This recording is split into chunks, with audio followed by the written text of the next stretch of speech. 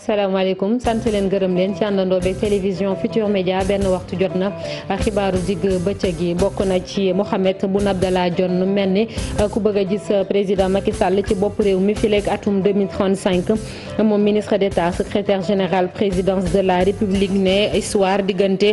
kooku jiite APR ak waa Sénégal demagul sax bay jeex mu yëkki kàddu yu ni mel démb ca Guédiawaye ci benn ndaje bu convergence jeunesse républicaine COJER doon amal foofule benn at ginnaaw ba ñu falee président Macky Sall ñaareel bi yoon mu jiite Sénégal lan lañ ci mën a jàpp mu mel ni xalaat yi wute na diggante ñi nekk ci kujje gi ñi ngànk nguur gi ak ñi seen xam-xam màcc ci wàllum politique ñenn ñi jàpp ni dañoo deltu ginnaaw ci wàllum démocratie ak jafe-jafe askan wi di dund ña ca des nag gis ni président Macky Sall am na lu bëri lu mu jëmmal fii ci réew mi. beneen ponk ci xibaar yi muy jàngoroy coronavirus lëmbee àdduna kilifa yu Sénégal di dajeek kilifa Italie nekk jamono ji fii li ko waral mooy foofu am na juróomi nit yu jàngoro ji laal ba ñu faatu rawatina ca région boobu la ñu naan Lombardie te lu ëpp ci doomu réewu Sénégal yi nekk foofu ca Italie foofu la ñu dëkk. coow li ci njëgum mburu bi ASCOSEN ak jëwriñ bi ñu dénk wàllum jënd ak jaay déggootuñu ca association boobu di xeex ak yelleefu way jëfandiku yi ne nag mustaam waxtaan ba déggoo di am ci njëgu mburu boobee ñu ne dañ koy def muy jar ñeent fukki dërëm rond-point Liberté 6 ak li ko wër lépp lu fa doon gàllankoor dem beeg dikk bi dindi nañu ko jëwriñ bi ñu dénk urbanisme ànd ceeg préfet bu Ndakaaru ak waa mairie ba ñoom ñoo def opération yaatal boobule lu ñeel marché hebdomadaire bi am foofu samedi gu jot ministre bi ne boo moyul dinañ ko dakkal ndax ñàkk doxal yoon bi ñu nemmeeku foofule mbokk yi loolee lépp ay tënk la ne sotti ñu yaatal ko.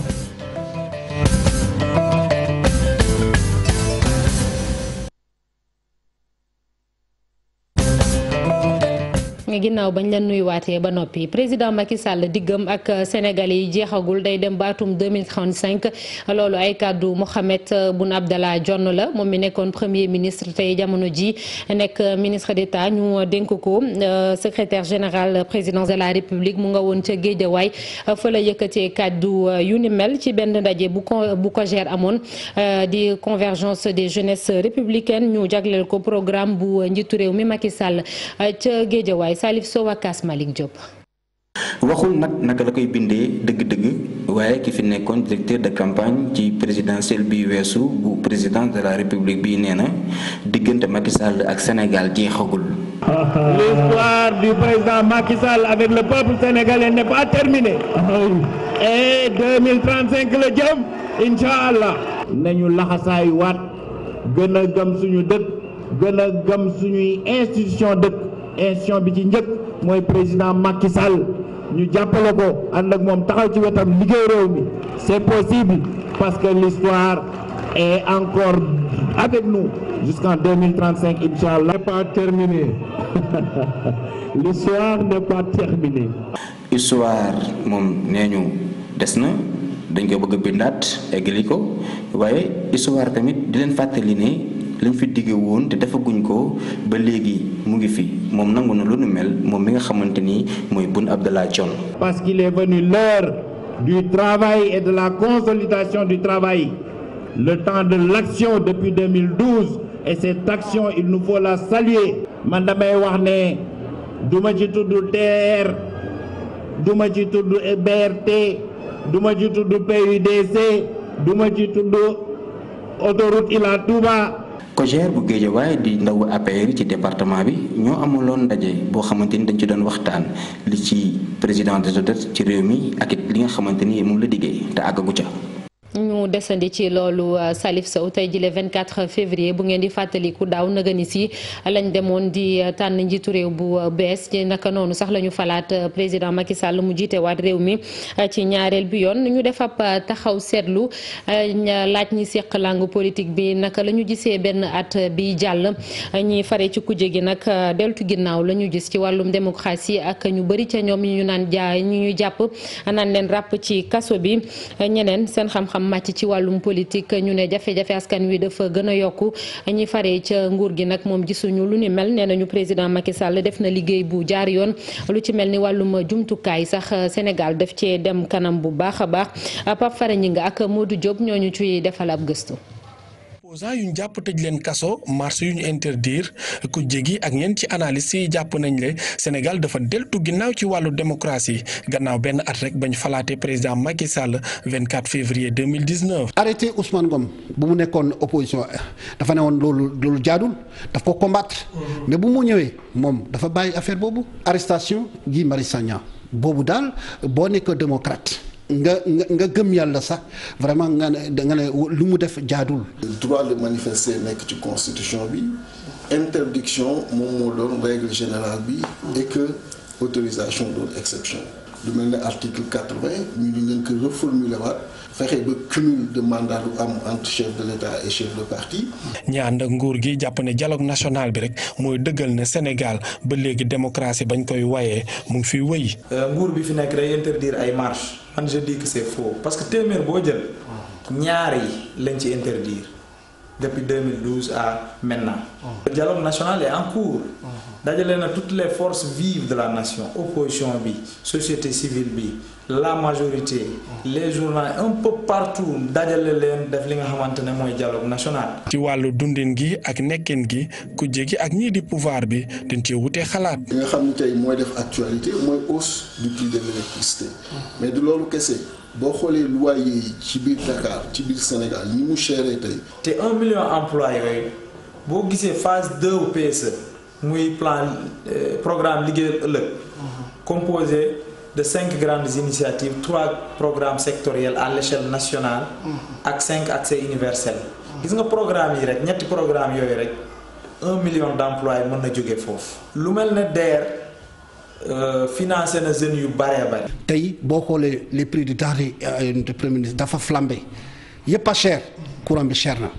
ku la ko waxul nga xam ne waxul ñeme wax dëgg. dund bi cher na c'est lié à la gestion n'est-ce pas de Macky Sall xam nga lu tax ma la wax loolu parce que gis nga politique dafa am ay lu ñuy wax priorité. ci jamono ji nga xam ne ñu ànd ak njiitu réew mi ñoom ñu ngay rafetlu bu baax a baax politique ci wàllu infrastructure ak wàllu xëyu ndaw ñi ku jégi jàpp ne mbir yi dafa gën a doy waar. beneen ponk bu ñu doon junj ci xibaar yi muy jàngoro boobule di coronavirus Covid 19 fële ca Italie nag am na lim bu takku wala sax bu mu faat juróomi doomi aadama fi ñuy waxee ak yéen tax na ba gouvernement bu Sénégal di daje ak kilifa yi nekk fii bàyyeekoo Italie li ko waral nag mooy ca diwaan boobule nit ñi faatu muy région de Lombardie lu ëpp ci sénégalais yi foofu la ñu nekk daanaka téeméer boo jël juróom-ñaar fukk ak juróom yi la ñu secrétaire d'État ñu dénk Sénégal yi nekk biti réew Moïse Sarr nee na nag bu ñu noppee ci waxtaan woobule dina am benn bataaxal bu ñu génn tas ko xool ban taxawaay la ñu war a mën a am ba jàngoro joojule bañ a dugg fii ci Sénégal. ci wàllum paj mi ba léegi SAMES di syndicat bi ëmb médecins yi nekk fii ci Sénégal rawatina bu Ndakaarlu di ñaawlu bu baax a baax ñu ne song ñiy song ñenn ci ñoom ay médecin chef yenn saay syndicat bi di joxe misaal médecin chef bu centre de santé Dominique docteur Assane Ndiaye ñiy bokk ci SAMES boobu leen kilifa yi nag jot na ñu jël ci ay matukaay ngir sàmm seenu kaaraange ñoom di ay médecin chef docteur Alioune Niang lañ ciy déglu moom mooy secrétaire général SAMES bu Dakar ci micro Salif Sow Wakas Malick Diop. dañu seetlu ni am na ay xew-xew yu bëre yuy xew ci district sanitaire yi muy am ay médecins yi nga xam ne dañ leen di attaqué di jaaree ci presse bi di leen wax di leen wax lu leen neex yenn saa yi muy jóge ci ay agents yi nga xam ne retraité nañu ba pare wala yenn saa yi muy doon ci ñi nga xam ne dañ leen muté te bëgguñoo respecter décision bi nga xam ne moom la administration bi jël. loolu nag tax na ba ñu ñaawlu jëf yooyu nga xam ne ñoo ngi koy def di jaare ci yenn syndicat bëgg nasaxal liggéey bi nga xam ni moom la ñuy liggéey ci këru docteur. ñu bëgg administration bi jël responsabilité am pour que lépp li nga xam ni mooy yoon ñu mën koo doxal ci kër docteur yi loolu tax na tamit ñu ñaax bépp docteur bi nga xam ni attaqué nañ la ci wàllu woowu nga mën a fexe ba ñooñu nga yóbbu leen ci yoon pour que ñu xam ni yoon am na fii ci dëkk bi waaye du tey ñu xam ni képp kuy membre SAMES ak fépp foo mënti nekk tey def liggéeyam syndicat bi mu ngi ci sa ginnaaw te dina la ci jàppale. xalif général des Mourides di Serigne Mountakha Mbacké Bassirou moom nag di rafetlu bu baax a baax li ñuy duppee CMU ndongo daara muy ci couverture maladie universelle bi ñu dugal ci taalibe yi Serigne Bassirou Abdou Khadre moom nag joxe woon na lu toll ci 20 millions ci sunuy koppar ngir li toll ci téeméer 20 junni ndongo daara yi nekk ca Touba yëpp ñu mën leen cee dugal maanaam bu ñu feebaree ñu mën leen faj. Directeur général bu agence nationale CMU dem na ba Poroxaan ngir gisee ak kilifa gu tedd gi wax ko liggéey bi fan lañ ci toll moom Bokar Mamadou Daaf ay kàddoom ci micro Ibrahima Diamé ak Fally Gueye. comme ni ngeen ko xamee saa yu amee événement religieux bu mel ni bi nga xam ni événement d'envergure nationale la dañuy teew pour ziar si indi aussi suñu jàppale ci ziar ci événement boobu moo taxoon ñu ñëw principalement mais bi ñu ñëw aussi xamoon nañ ni sëñ bi mbirum mutuelle de santé yi nga xam ni mooy ëmb ndongo daar yi def ko soxaloon ba mu def ci lu toll ni 20 millions xam nañ ni ci Touba am na lu toll ni 127 000 talibé yi nga xam ni war nañu aarle ci mutuelle yi moom bi ñu daje ak moom pour la première fois ci teew mi teew mu joxe 20 millions naan nañ ci jàpp depuis boobu nag ñu ngi enrôlé ci mutuelle de santé yi yaakaaroon naa ni baaxoon na tey suñu fi ñëwee ñu wax ko fan lañ ciy toll am ci continuer di am ndigalam ci loolu et mu def ci ñaanam loolu moo taxoon ñu ñëw ànd ak sëriñ si nga xam ni ñu mel ni sëriñ Abdoul Aziz Madialis nga xam ni moom moo géolocalisé géoréférencé daara yëpp ci Touba ak yeneen sëriñ yi nga xam ni ñoom ñooy jàngal xale yi ñu teew bi ñu ñëwee nag sëñ bi bëgg ci lool ñaanal ñu ci jox ñu autorisation nañ ci wéy ñu yaakaar ni war nañ mën a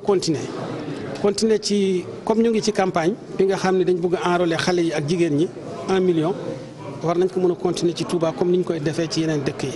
ñu dellu si fii ci Ndakaaru wax ci liggéey bi ñu doon amal démb ci guddi ca rond-point Liberté 6 ak lépp lu ko wér képp ku nekkoon foofule te amoo ca sañ-sañ jëlee nañ la fa ministère bi ñu denk urbanisme logement ak cet gi di hygiène publique dem na fa ànd ak ay oto ndaraan ak lu ni mel ñi ngànk mairie bi ak préfet bi loole ginnaaw ab ay sommation yu bëri sax nag yu ñu jagleel ñi nekk foofule reportage foofu ca rond-point Liberté 6 Aminata Mbare Sow Youssou Baro.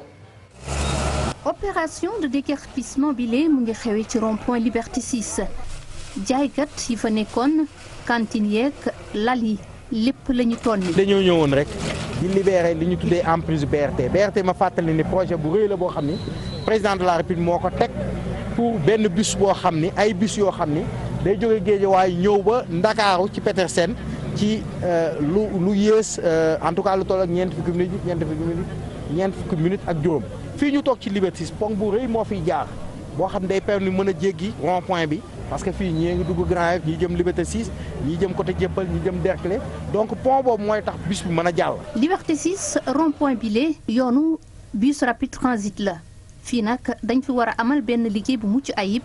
ngir bus boobule loolu waral sax liggéey bi yéex a tàmbali ci bërëb boobule. gi xam nga tey fii ku fi jaar ku la newoon ñetti voie la du ñaari voie. doo ko gëm am na foo xam ne dem nañ ba sëq ko mu doon marché te loolu du yaaduwul rond point bi tamit oto yi fii gaare guddi moo xam aftu la moo xam ay car ak société yi nga xamante ne dañ fi ñëw di fi def commerce lii taxu ko jóg ku ci nekk na jël responsabilité am ndaxte buñ jëlul seeni responsabilité ñun dinañ jël suñu responsabilité mais li ñu gënal mooy waxtaan ba am solution boo xamante ne lii yëpp duñ ci fekk. maire bu Grand Yoff di rafetlu liggéey bi leen waaye mu jàpp ne dañ leen war a jox ay moyens. ngir bu ñu yëkkatee foofu jaaykat yi ñu mën a am suivi ba du ñu ñëwaat. dinoon nañ ko ba pare ñëwaat pour dindiwaat ànd ak état bi pa donc li ñu ñaan état rek mooy comme dindiwaat nañu na am suivi donc su amul suivi amul njëriñ mën nga désencombré mais boo deful suivi bi day am problème donc fii je pense que bu ñu amee tey ay grillage mën ko fermer carrément dina permettre gars yi bañ fa ñëw. li jëm ci ndàmpaay yi ñu war a jox jaaykat yooyu la ñu yëkkati ministre bi ak préfet bu département bu Ndakaaru ne liggéey bi yëpp daal di nañ koy def ñi nga xam ni ñoo yàqule bind nañu seen tur ba daal di jébbal feuille bi la ñi nga xam ni ñoo war a indemniser te sax ñooñu le am nañ ci yoo xam ni jot nañu seen ndàmpaay ba pare. Aminata Mbaare ci booru Liberté 6 boobule xam ngeen ni samedi bu jot am na benn marché bu fay am ñu fay jaay lu ne moom jëwriñ bi nag di Abdou Karim Fofana nee na am na as tuuti jaaxle ci marché bi bu noppee jaxasoo bi ñu fay nemmeeku bu moyul sax mën nañoo dakkal bépp yëngu-yëngu foofule bu dee amuñu saafara diggante ñi amal marché hebdomadaire boobule ak kilifa réew mi moom Abdou Karim Fofana ba léegi ci micro yu Subaru. bëgg naa ko wax tamit waxtaan naa ci léegi ak maire Jëppal ak préfet de Dakar marché hebdomadaire bi defe naa war nañ ko dakkal tuuti tamit ndaxte marché bi baax na nit ñaa ngi jaay ak lépp waaye ki nga xam ne moo yor marché bi dafa war a tamit bu paree nettoyer bu paree génnee dispositif boo xamante ne lépp luy plastique lépp luy mbalit yu fi ne ak suuf si ñu dajale ko bu jaree sax état bi jàppale ko mais du yoon ay at marché ne fi saa yu ñu demee rek bàyyi fi mbalit yeeg yu demee noonu loolu tamit danañ ci waxtaan woo ki nga xam ne moo yor marché bi bu ko defee ñu gën a organiser bu fekkee trouver wuñ solution nag ñu dakkal marché ba keroog ñuy trouver solution donc loolu mooy taxawaay bi nga xam ne. njëgu mburu bi indiwaat coow ginnaaw ba Ascosen di ñaaw lu mu ne ab yokkute bu ñu nemmeeku lu ci mel ni fële ca Diourbel Aminata Assome Diatta moom la ñu dénk ministère du commerce nee na ab yokkute amu ca xanaa kay dafa am beneen xeetu mburu bu ñu indi ñu koy jaayee ñeent fukki dërëm ba léegi rek Ascosen d'accord ca ministre Aminata Assome Diatta lañ ci déglu ci micro Salif Sow ak Asmalik Diop. nga yokku mburu moom kenn mënu koo wax donc te man nag wax dëgg yàlla maa ngi am naa tuuti kersa nag di ci wax ndax tamit kilifa boo nekkee ci ay waxtaan nga yebal fa ku la fa taxawal dafa ruslu après kilifa boobu beddeekuwaat donc ndax waxtaan yi nga xamante ne def nañ ko ci wàllu mburu mi toujours dañuy envoyer invitation Ascosen te dafa ñu désigner ki nga xamante ne moom moo ko fa nekkal ci waxtaan yooyu donc bu ñu demee ba jàpp loo xamante ne comité bi doon liggéey ci mbir mi moo ko jàpp boo beddee ko waxaat leneen loo xamante ne ki fa nekkoon daanaka ñun ñoo waxtaan ba juboo ci mbir mi day xaw a doy waar te defe naa loolu doxalin kilifa donc maa ngi koy roccu bu baax a baax a baax di yaakaar ni xanaa Mamar Ndaw dina gën a góorgóorlu bu ko defee yeneen affaire bañ a am noonu ndax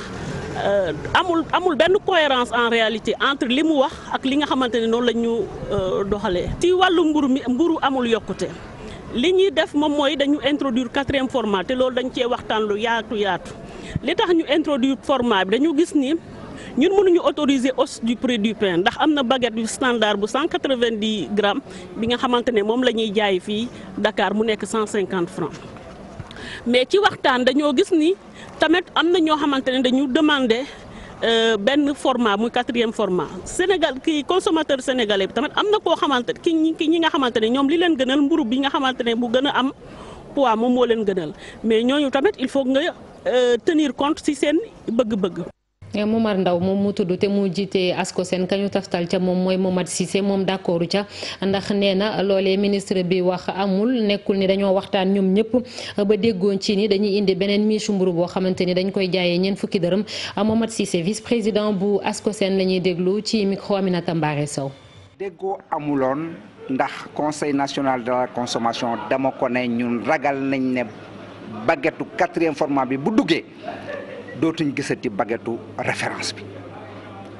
suma président national ne ko bul def baguette 4e format bi boo ko defee dootuñ ko gisati parce que ils nous ont déjà roulé dans la farine loolu moo am Diourbel li mu waroon a def mooy jaay njukkal Ascosen te bañ a wax ne Ascosen président national bi cohérent wul at amul confiance ci kim fa yónnee woon li mu wax dara amu ci. bëri na ay village yu nekk ca commune bu Niakhène nekk ca département bu Tivaouane jamono ji nag ñoom ñii di Samba Boy yi ñoom ñoo leen la jël 8 ci misaal village boobu la ñuy duppee Bob Silla am na ay nit yore gànnaay dem foofule song ko jël ay gàtt yu bëree bëri yóbbu ko askan wa fa nekk sax daanaka nelawatuñu ba yandoor reportage ca Thiès Cheikh Anta Diop Seylatia. ñoom ñëpp nag dikkoon fii ci buntu inspection d'académie bu Thiès secrétaire généraux syndicat yi ñoom ñoo jiitu ñu joxe départ bi enseignants yëpp topp ci. jàngalekat yi ñëw nañu wuy si li waral loolu nag parce que protocole d'accord bi xam ngeen ñu ngi ko xaatim le 30 avril 2018. di jéggalu boobule marche G7 la bi amoon week-end bi ca Thiès muy syndicat yi ëpp doole doon ñaxtu kon ñu respecté accords yi ñu signé woon ci atum 2014 Raymond Cheikh Anta ci suñu yeneeni jotaayu xibaar lay doon ñu wéy ba léegi wax ci yarum jën nekk na saafara ci ay jafe-jafe yu bëri ca arrondissement bu Niaguis nekk ca bët saalumu réew mi dina tax lu ci mel ni li ñuy dem di napp te amuñu ca sañ-sañ ñu bàyyi ko ci dex bi rawatina ak suuf si am xorom ca toolu ceeb yi tamit ñàkk xëyu ndaw ñi bëri na foofu ca Niaguis nag ñu yëngatu ci yarum jën ji jamono ji am na lu bëri luñ ci jot a génne ci teewaayu préfet bi nekk foofule dañ ciy déglu ët jaata di yëngatu ci pisciculture boobule ci micro Boubacar Diassi ak Lamine Mandiang. pisciculture bi dañuy gis ne suñu géej bi ñetti pêcheurs ñu ngi koy dem di yàq du napp n'importe comment aussi boo xoolee tamit suñu faro yi nii ñu xorom yi ñu ngi koy dugg moo taxoon ñu def projet yi nii pour que mu constituer une digue pour que ñu bañ a am ndox mi bañ a kii waaw lii moo tax aussi pour aussi ñu créer aussi emploi ñeent la ñuy am 3 la ñuy am defal jën waaw dañ ko bëgg a def si Sénégal bi yëpp lañ ko bëgg a def si surtout Casamance bi def ko tout le long de nos tànn waaw parce que day amal liggéey xale te di taxaw si xale duñu dem bitim réew di dem si bateau yi ñu foog ne àll bi comment ko dem si géej gi day foofu di dem bitim réew mooy solution bi la solution est là sur place à travers ces projets. taskatu xibaar yi bokk ci convention des jeunes reporters nekk ca zone centre daje woon nañu ca Kaolack bañ demee toog sëgg nañu bu baax a baax ci jafe-jafe yi ñuy dund lu ci mel ni ñàkk wekk seenub liggéey ak anam yu métti métti yi ñuy liggéey yenn saay ñàkk tàggat tamit ci ñenn ci ñoom taskatu xibaar yooyu lee yeesalaat seen bureau ci ab assemblée générale kii di correspondante bu journal L'Observateur nekk ca Kaolack moom lañ jël mu jiite bureau boobule Ibrahima Diamé Fally Gaye.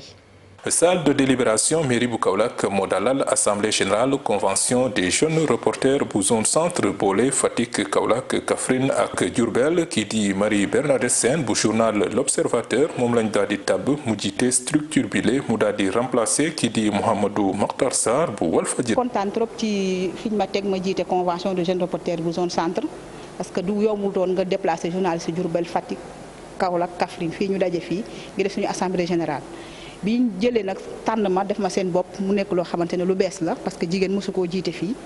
ñun nag ñu fas yéene tàllal suñu loxo ku ne xeebuñ xalaatu kenn. ñi di journaliste yi nekk ci diwaan bi nag bokk na ci li ñuy xaar ci convention bile ñu gën leen a yegg fexe ba améliorer seeni conditions de travail fexe tamit ba ñu mën di am formation continue. amuñu koy def nag amuñu condition yu baax da ngay daw bu bëgg a dee ci àll bi lu ne mën na la cee fekk muy ay défis yu bees yoo xamante ne ku ne bu defee li xalaatam. def xelam ñu boole suñu doole xam ne bu ñu ko dajalee dañ fexe ba ndaw yi nekk ay taskatu xibaar ñu teg jël liggéey bi def ko ni mu ko waree jébbal ko askan wi ndax ñun askan wi lañ fi nekkal. convention bi nag ñu ne loolu bokk na ci li ko tax a jóg. mission am daanaka si loolu la tënku moom moo jëm si wàllu tàggat bi kese daanaka dinañ waxtaan si li nga xam ne mooy condition de vie et de travail yu reporters yi nekkee mais si loolu la ñuy gën a yëngatu ñun muy formation bi di jox ay bourse ñi nga xam ne ay reporters lañ nekk à l'intérieur du pays wala nekk à Dakar ngir ñuy dëgg tàggat seen. bari woon na nag ay reporters yu jógee ci yeneen diwaan yi mel ni Fatick Kaffrine ak Diourbel ñëw fekkee ci assemblée générale bi le diwaan bu nekk nag tab nañ fa coordonnateur. jërëjëf Ibrahima Diamé ñu wax tuuti ci xibaaru biti réew dem fële ca Togo kii di Faure Gnassingbé moom la ñu tabaat ñeenteelu mandat ginnaaw élection présidentielle ba ñu ne nag téeméeri xob yoo jël am na ca juróom-ñaar fukk ak ñaar ak lu topp mu di résultat yoo xamante ni kujje gi nag nee na ñoom d'accorduñu ci te dinañ dem kalaame ji ko fa mu waree ñu wéy ba léegi ponk bu mujj li yëglekaay xëye altine gi dañ ci ànd ak Mamadou Mouhamed Ndiaye.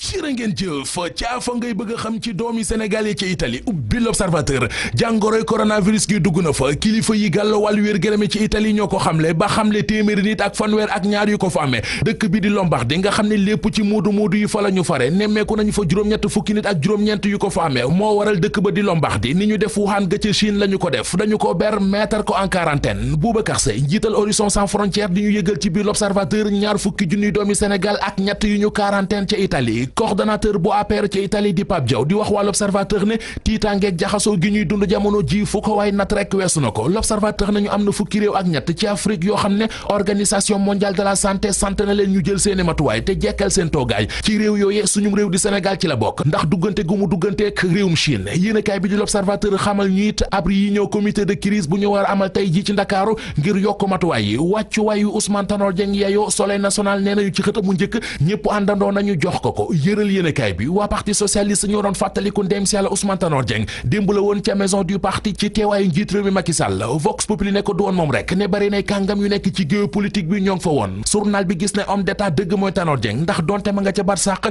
terewul mi ngi dajale ñu dul jaaro optal fii ci daaru dunya Tanor tax na Macky Sall gi Idrissa Seck daje ba joxonte loxo photo bi ci xët mu njëkk Le Quotidien di ko dëggal Macky Sall muy nuyu Idrissa Seck ak ñaari loxo boole kook ree ju neex Idi moom it ne ko jàkk di ko ree ba dégg jëy feeñ Le Quotidien bind ne gise bi ca maison du parti socialiste la woon ba ñuy sargal Ousmane Tanor Dieng Macky Sall dafa doon Père Ndiaye Idrissa Seck président Macky Sall wax ca ndaje ma ni réew mi di Sénégal ñun ñëpp ko bokk mbooleem luy indi ak réero des ko fee war a jëlee te booloo doon beneenub journal bu gis ne Macky Sall da doon daraagi Idrissa Seck mooy la Sénégal Source A ne ko ak Alaaji Malick Gakou ñoom ñaar ñëpp la Macky Sall doon piis ak Père Ndiaye Les Échos nañu njiital parti socialiste la woon di ndeem si yàlla Ousmane Tanor Dieng dajale na Macky Sall Idrissa Seck ak Alaaji Malick Gakou Idrissa Seck ni ñu ci Les Échos ki ñu fi dajale tey mu di Ousmane Tanor Dieng mësuta des ginnaaw ci dara seenu gisee ñoom ñaar mu di Macky Sall ak Idrissa Seck grand place beneen gis-gis la ci am mu di li ñuy ruumandaat naan Macky ak Idi dañuy dil ak baara yëgoo réew mi bu doon dëgg nag Mohamed Boun Abdallah Dionne nag moo xadd kaaba gi libération nañu déclaration bu rëy la def nee na diggante Macky Sall ak Sénégal 2035 la jëm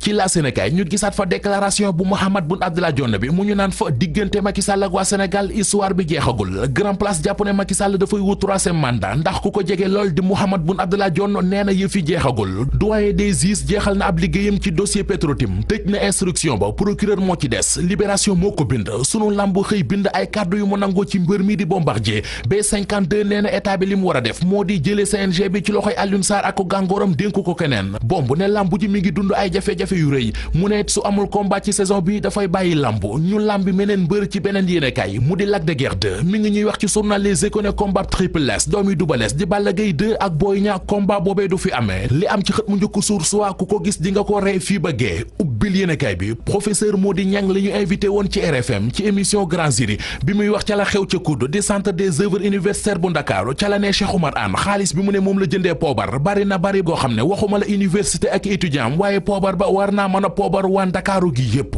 jërëjëf Mamadou Mohamed Ndiaye sant ko gërëm ko laata ñuy tàggatoo fàttali leen rek ci mbirum Kémi Séba muy activiste franco-béninois boobule jamono ji kon urgence panafricaniste di def ab conférence de presse ci wàllu woowule atte bi nag moom dàq nañ ko mu di ñaareel bi yoon ñu dàq ko ba 27 avril la ñu wax lay atte boobule di am moom démb ba mu egsee kon dañ ko bëggoon refoulé waat waaye jamono ji ñu ne mu nga foofu ci aéroport international Blaise Diagne bu Diass ba léegi dinañ ci dellu si ci nu mu gën a yaatoo mbokk yi sant leen gërëm leen ci àndandoo beeg télévision Futur Média yeneen xibaar 19h30 incha allah di leen ñaanal ngeen yendu ak jàmm.